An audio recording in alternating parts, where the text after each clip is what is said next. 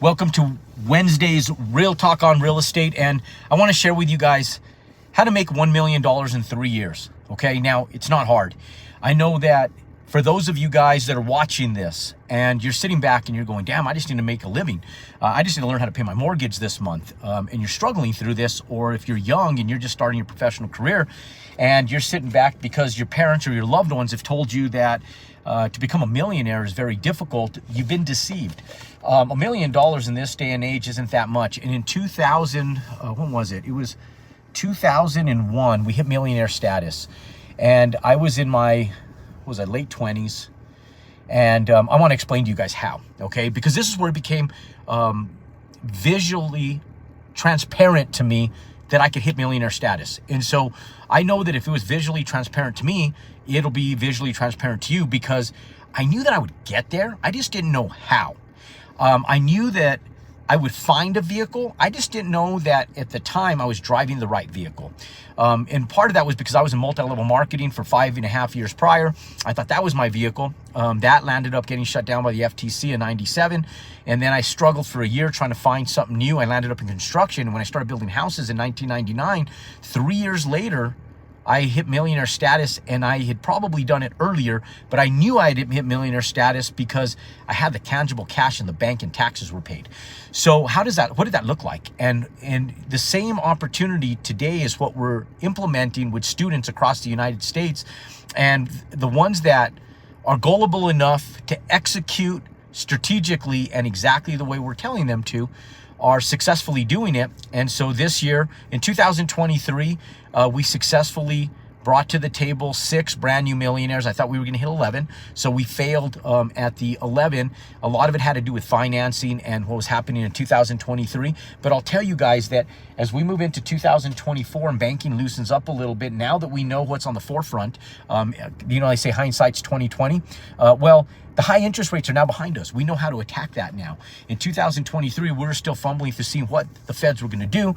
I truly believe that they were going to start lowering rates in the summer of 2023, and then they went in and told us the contrary, right? So by July, August, we knew that they weren't going to come down, but we were optimistically hoping that they would come down. And so now we know that they're going to start coming down. So 2024 is going to be a great year. And this is how you can go in and hit millionaire status in less than 3 years.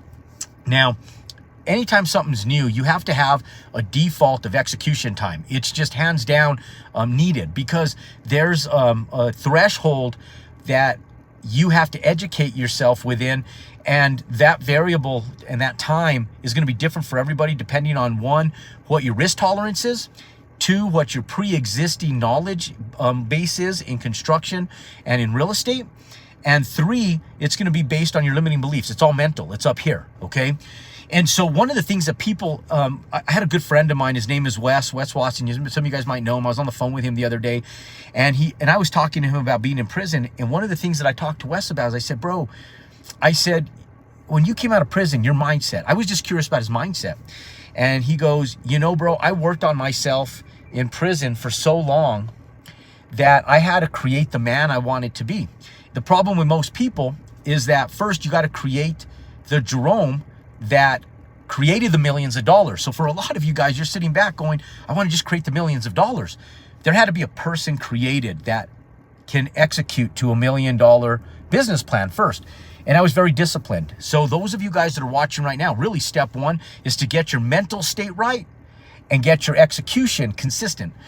Because that's one thing that I was. And I was doing it from a health perspective, a nutrition perspective, a lifestyle perspective. And one of the things that I wasn't doing was, though I wasn't out at clubs jacking around, I was making good use of my time. There's a book called Think and Grow Rich, and there's a chapter in there about sexual transmutation. Now, entrepreneurs have really high testosterone levels by dominance. They just do. They run on high testosterone, males do. And one of the things that drives them is because they're typically type A personalities. You don't have to be. There's very passive people, but they typically run on high testosterone. Now, one of the things is, so when people sit back and say, Jerome, well, how do you transmute your sexual energy? You got to transmute it into business. And so one of the things is, if going out and finding women, or women finding men, or that becomes a dominance of what you seek, That's what's going to occupy your time. All of this is non-tangible with that. So one of the big things in the chapter of that book about sexual transmutation, and that has to do with any habit, eating habits, exercise, any bad habit that you have that dominates your time, that takes away from what the time would give towards action taking towards the results you want, is bad. So it doesn't matter if it's drugs, it doesn't matter if it's alcohol, it doesn't matter if it's smoking, doesn't matter if it's pornography, doesn't matter if it's women, men, whatever it is that's occupying your time. So you have to be focused. And so I remember reading that chapter back in like 1995, and I was like, damn, that's hard, right? Because we all seek a companion. And when you go out and your energy goes towards that, it takes away from what you should be doing. When your energy goes to what you should be doing, it's so much easier to get to go out afterwards and then find that companion.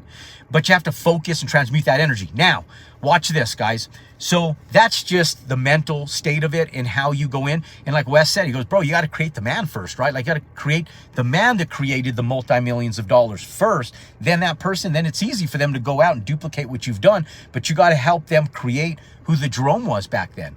And Jerome was focused on that. I wasn't out watching bullshit on TV. I was focused on figuring out what I needed to do to execute. So I had like my dad over late at night, and my dad and I were building Excel spreadsheets, which I sucked at the time, and I still suck at them today. And we were going out trying to figure out how to build houses, right? My dad only built one house. It was a house that we lived in from the time that I was 9 years old till the time I graduated from high school. And that was the only house my dad ever built, like round up. But I knew he knew how to do it because I saw him physically doing it. So he and I sat down in 1999 when I bought my first lot, and we went through the sequence of events on building a house. Now, we've done that for you, obviously, today in this day and age. And I was hoping to make $85,000 or better. And when I say hoping, I don't hope on anything, because like one of my mentors said, if you hope in one hand and you spit in the other, you're going to land up with an empty hand of hope and a handful of spit. Point being is they're both friggin' worthless. So stop hoping and just execute. So when I say hope, I knew that I could make at least $80,000. I was hoping I could make slightly more than that, so that way I can start parlaying it, and then I could figure out a business model to scale. And so we went in and we strategically laid out an entire build. And then I put together, I invested in putting a set of plans together on a lot that I had tied up so I could go out and do some due diligence. And I put the set of plans out to bid to concrete contractors, which I was, dirt contractors, framing contractors, roofing contractors. And then we started budgeting the project. And so we put it out to bid. And then I didn't wait to get all the bids in to budget it. I just had a guy next door, and I would ask him questions. And I was gullible enough to be vulnerable enough to ask questions in spite of feeling stupid sometimes. And I did feel stupid sometimes. I felt like it was stuff that I should know. But I was in my late 20s, man. Like, why should I know that stuff? Most of you guys don't know that stuff. And because you guys don't know that stuff, you shouldn't feel stupid either. Because at some point in times when I asked questions, I'd feel a little bit embarrassed that I didn't know. I felt a little stupid, like I was this, privileged kid or some non-construction kid that was not supposed to be in construction, that was trying to be in construction, and I was almost like a poser, right? Like a wannabe that wanted to be in construction. Who friggin' cares? I wanted to friggin' make money. So I put my ego in my back pocket, because my mentor years ago, he said, Jerome, if your ego is bigger than your bank account, then shut up and listen, he told me. He goes, until your bank account exceeds your ego, then you can speak up. But until that time, humble yourself to listen to people who have what you want. Because if you do what they do, you're going to get their results. So I would just remember that. I'd play that through my mind. And I had a sequence of educational tapes, cassette tapes that I would stick in my tape player. I remember going into meetings, you guys would laugh at me. And I was like, shit, okay, confidence is the key. I had this one cassette tape. It said, confidence is the key. And I would shove this cassette tape in my tape player in my pickup truck at the time. And I would just listen to it. And he'd go through this whole sequence of events. And it would talk about confidence, and in different situations, what he did, or different actors in movies. And he used them as examples of how you go in and execute. And so I would listen to that tape, and I listened to that tape for like 8 years, guys. I mean, I used to listen to that tape when I was in multi-level marketing in the 90s, and I probably listened to that tape until the car that I bought did not have a cassette player in it, into like 2003 or 4, whatever it was. So anyways, that's how I overcame the lack of confidence issue, I'd say. And then I would just say, fuck it, I'm going to execute. And you just have to go in and do it, right? In spite of feeling dumb, in spite of feeling the way you feel. Then when you go in and you ask questions and you're gullible enough and humble enough to know, you'll be surprised what people will help you with if you're vulnerable enough to take the information. Because generally people are pretty damn good. They will help you. In fact, they'll help you so much that sometimes when you go in and you humble yourself, you get more done. In fact, I'm sitting in the parking lot of the county building and the title company called me and said, Jerome, the address to the property that we have, that you're selling is incorrect. So I had to go in to the county building and say, hey, you know, the address is wrong and we need to figure this out. And it was my office's mistake. And at first he goes, this is great training for our office, you know, and he was putting blame. He had his staff there from the county. And at the end, I said, well, before you hold them accountable for doing something, let's figure out what the problem was first. And it just so happened that one of the girls in my office made a 9 look like a 5, and we had been using 295 as an address instead of 299 as an address. And so I owned it, man. I just said, you know what? I said, now this is a great training experience, not just for you guys, but for me and for my office. And so now tomorrow morning, I have a humble meeting with my office saying, hey guys, we have to make sure that we're diligent in what we do every day, because it can create a real big bottleneck, and we can even lose a sale on the tail end if we screw this up or get sued. You know, God forbid we sell the wrong property that we don't even own, right? So anyways, humble approach to being gullible enough to make $1 million is key to be able to do this. Now, okay, so we get through all the mental stuff. We have the confidence. What is the tool? What is the driving force to be able to make this happen? Okay, what is the vehicle that you're sitting in? And our vehicle was buying land and building houses. Truth be told, we had a company that was doing over $1 million a year in revenue, but we weren't netting $1 million in profits. And when we got that $1 million in profits, I was so far in debt. I was paying off old debts, and I was also buying stuff like houses. Like I needed a house to live in. I was sick of living in apartments and other bullshit. And I wanted to be able to feel like a level of success had been broadcasted over me since I had been in this entrepreneur world for at that time 7 to 8 years. So houses, cars, work trucks, growing the business, the money was going back in. So I said, when I build these houses, I'm not going to spend the money. So I tell people, as you guys are going through this, don't go in and start spending the money. If you're working a job, stay in that job for 3 years, because building houses won't take a full-time career. This will be a part-time endeavor, because you don't need to be at the job site all day long. It doesn't take that type of facilitation and execution. So when we went in, I built one house, okay? Now, full process to get a set of plans, set the business model up, will take you about 3 months. Okay, that's 3 months. Now, you learn the process of submitting for bids, getting the architecture done, and then submitting for plan review. Then we spent about 30 days going through plan review. That's 4 months. Okay, now we didn't know what we were doing, so the scheduling was a little off, and it took us what we should have been able to do in 120 days, which is a total of 4 months. Took us 6 months to do on our first build. And it'll take you that as well, because you're going to make mistakes, truth be told. Doesn't matter if you fixed and flipped, doesn't matter, because it's a new learning in management.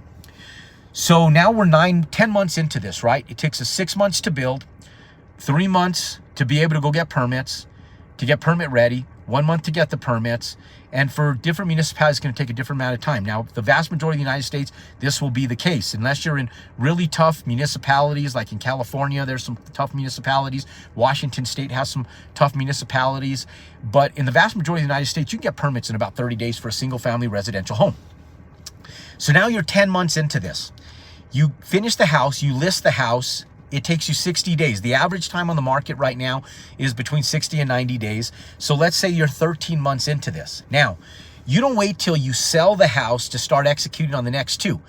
Automatically, once you get through the frame stage and you start trimming out this house, a level of confidence is going to be broadcasted over you, because you're going to sit back and now you're going to have a comfort level that you're sitting back going, damn, Jerome's right. This doesn't take as much time as I thought. It wasn't nearly as scary as I thought. And managing this is not as bad as I thought it would be. So about month number 6, your confidence level goes up. That's when we sit back and say, okay, it's time for you to start working on migrating towards 2 more homes, because one of the first things that's going to happen is you're going to sit back and go, damn, Jerome's right. I wish I would have done 2 houses at the same time, because one house, I feel like I'm wasting my time because it doesn't feel like a full-time management experience and I could have done more. And so now we just go in and we look for 2 lots in the exact same area. We don't reinvent the wheel. We don't reinvent the business model. We keep it identical. And we go in and we tie up 2 lots, or we go in and we buy those lots on owner financing. Now, typically, if it's land, I negotiate the terms over the price. Now, the price is important for sure, because you don't want to overpay for the land. But if somebody wants, within a threshold of reason, the top dollar for their land in a given area, but it fits the comps that are in there and the resale supports it, and you're talking a variance of $10,000, and let's say, for example, you're selling a $750,000 house within the business model that we teach you, one of the things that you want to do, one of the things you're going to do is make over $180,000 on that build, give or take, depending on how you manage that project. Okay, now, truth be told, these are not normal results because most people are lazy and they don't get things done. So 90% of people historically fail at anything they do, not just specifically in what we do, but in multi-level marketing, in business in general, because they don't execute, they don't follow through, and they don't stay consistent. But one thing I know about you, because you're taking the time and investing in yourself, educating yourself, and watching this video, is you're an executor, okay? But understand that these are not normal results by normal people, because most people are friggin' lazy and they don't execute to the business model that we're teaching and explaining to people. Now, once we get in, month number 6, you start looking for lots. Let's say it takes you 30 days to find the right 2 lots to buy after you're done with your first house. So if you close on the house, you have the lots tied up, you have $2,000 to $3,000 in escrow that you pony up, put into the escrow with the escrow company, and now the lots are legally tied up. You do a delayed close. Let's say you do a 3-month, 5-month close. You set these up strategically where they're under owner financing. And some people say, well, what if I can't find owner financing? You don't think like that. You go in and say, I'm not going to buy land until I find owner financing. And that's what I've always done. I'm not going to buy a building until I find a building owner that is willing to owner finance me in this building. And that's the way I bought all the small retail for the first 10 years that I started buying value add retail. It's the way I buy land, in every single piece of land. And I still do it today. That's the first question I say, is the seller willing to take owner financing on the build? Because why use my money? Why tie up $100,000 of my money or pay debt to a bank on an owner finance deal? And then what I do is I typically get a fair market interest rate. Now in this day and age, I typically go under market rate, so 4 to 6%. And when we go in, but I never pay over 8% in interest. Now, when we go in and do that, one of the things that we do is if we do take ownership of it, is we ask the seller to take the payments on the back end so that I don't have to service the debt every month, making payments. Tell them, let's do a 2-year call, and when the loan balloons, we'll pay you off all at once, including the interest payment. Now, most of you guys don't need 2 years, but there's no early payout penalty, so it's a maximum of 2 years, just in case all shit hits the fan, right? Like, you're executing for success and protecting yourself with conservancy, so that way you have an allowance of screw-up time. Don't use it, you won't need it, but set yourself up for the worst case scenario, but execute for the best case scenario. Now, we go in, we start executing. We got 2 lots tied up. We're going in, we're getting our plans made. We're paying for plans. We're paying for architecture. We're going through the due diligence of getting our permits set up. Why?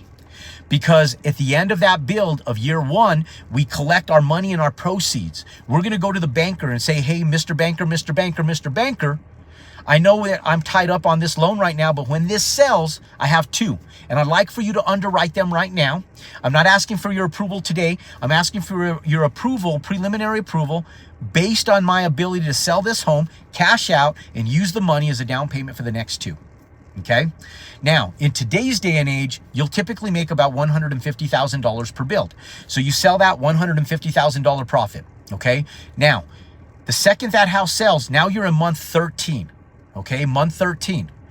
You break ground that same week. You You go in, you execute, you close. As you tie up the house, you start strategically positioning yourself to close on the land. You close on the land, you close on your construction loan. Your lender takes the proceeds as a down payment for your next ones. They're going to give you some money out of it. They're not going to take all your proceeds. You're actually going to get some money out. But now they pony up the rest of it and they give you a loan for 2 houses.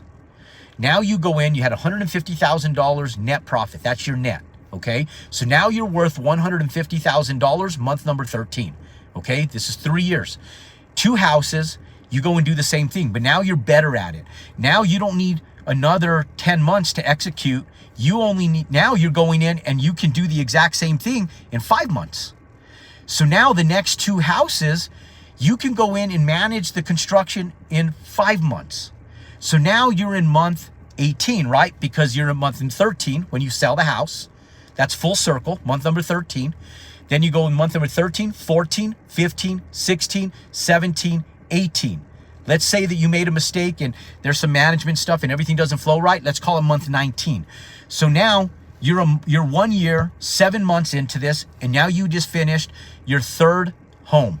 You had 2 more that you just finished. You make on average $150,000. That's $300,000 plus the $150. That's $450,000. Now it's not going to sell right away. So you're at month number 19. It's not going to sell. So 19, 20, 21, 22. Okay.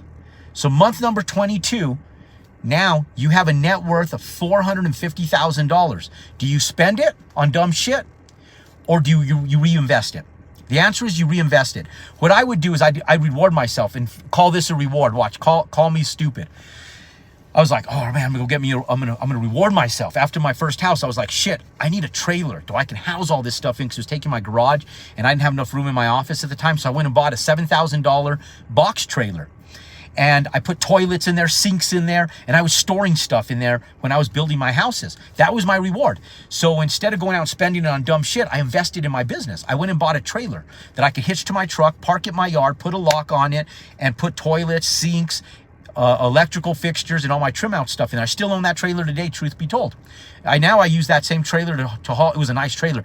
That same trailer is probably a $12,000 trailer today, and I haul Harley Davidson motorcycles all over the country when I go ride, and I do rides and different stuff, and I do different charity events on our Harleys. My wife and I love riding. So anyways, I trailer motorcycles with it now. Now, nonetheless, the next houses that I sold, I bought a water tank, a water trailer, so that I didn't have to pay for the water with big water trucks. It was a $6,000 investment. Those were my rewards. But outside of that, I didn't take the money on vacation. Now, one thing that I did do when I hit $1 million is my wife and I took a massive vacation. It was really cool. But so we're at $450,000 net worth, and we're at month number 21 right now, okay? Or month number 22. So we're still not even 2 years into this. We're at month number 22. Now, when we get to your second builds and you're at month number 16, what do you do again?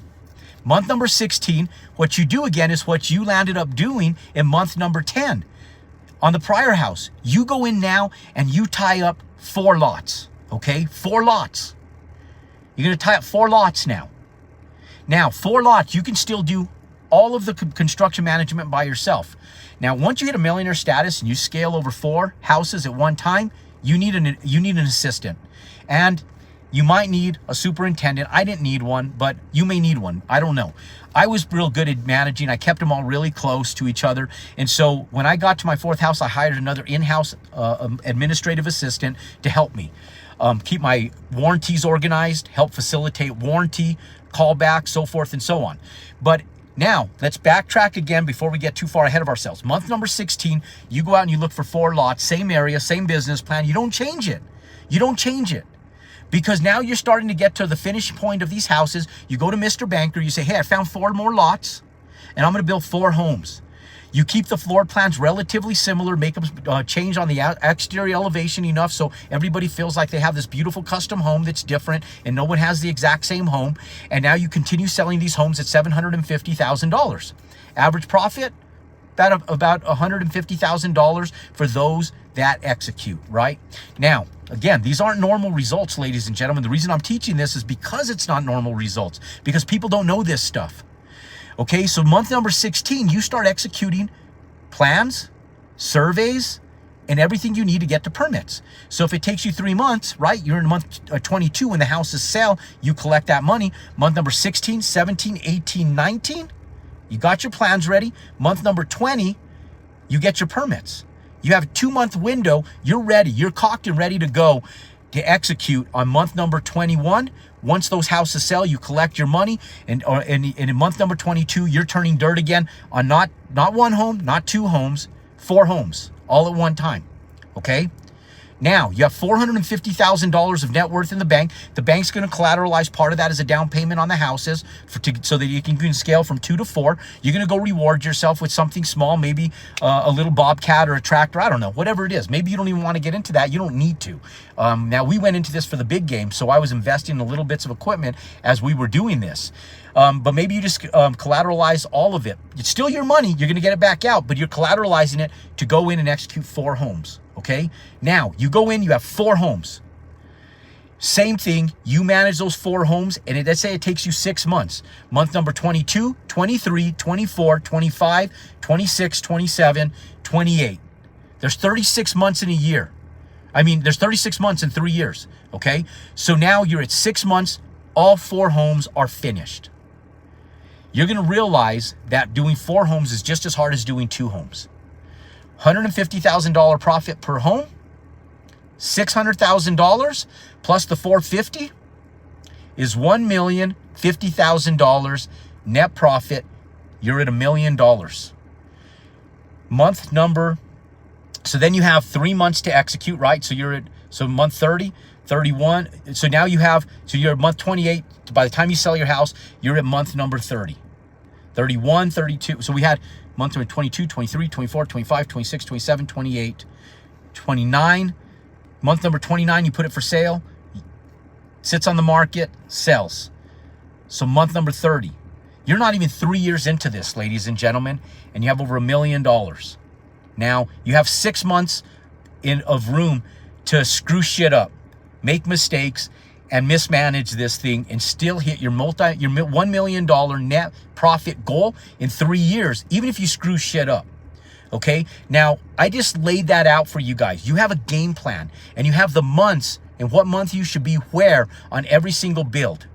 Now, one of the big things is now that you do that, you hire an assistant at month number 30 so that way you can go in and scale to 6. Scale from 4 homes to 6 homes. Now you go in and you start looking at month number 28, start looking for more lots again. Go in and start looking for 6 lots. Now, I would never scale past 12 homes a year. That would be my maximum. 8 homes a year is perfect, ladies and gentlemen.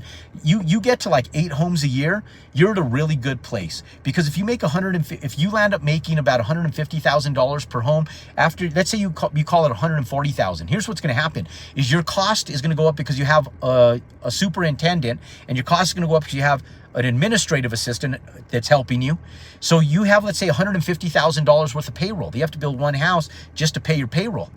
But now you're becoming more efficient because now you can get your tile work done for less money. You can negotiate better prices on your drywall. You can negotiate better prices on your roofing because now you have enough volume coming in to shave 8%, 6%, 7% margins off of every trade professional because now you have volume going. They're willing to give you a slightly better price because now they want to keep you as a client because you're feeding them work. So now instead of making $150,000 a build, you're actually landing up making about $170,000 a build or better because your management has gotten better. So you get to 6 times 20,000, that's an extra $120,000 of net profit just from the efficiency of doing multiple numbers. Now, here's what's really cool is that when you do that, your staff lands up paying for themselves because you become more efficient. Once you get past 12 homes, it's a real pain in the ass because now you start creating a monster where you're servicing payroll, you have more employees. So I always tell people the sweet spot is between 8 and 12 homes a year. Then scale into commercial real estate and start playing the big game. That's how you resume up. Because then once you start playing the big game, now you can give your properties away to property management companies. You own them, they manage them, you pay them a fee, and they just send you a check every single month. So ladies and gentlemen, if you guys want to make $1 million in the next 3 years, I think you can do it in 32 months, truth be told. But you got to be effective, efficient, and execute. But it all starts right here. I gave you the roadmap. If you haven't seen this video from the beginning, go back, rewatch, post a comment that says #repeat. Drop a comment in the comment section. Let me know what your results are. I want to see them. Ladies and gentlemen, if you want more content just like this, then smash that follow button, subscribe to our YouTube channel, and give us some love. Give us a thumbs up if you like the content. Comment below. God bless you guys. Go friggin' crush it. I want to see as many of you guys hit $1 million over the next 3 years as humanly possible. Reference back to this video and watch this thing 20 friggin' times if you need to, or more. Just execute. God bless you guys. Good night, and go out and compound your success.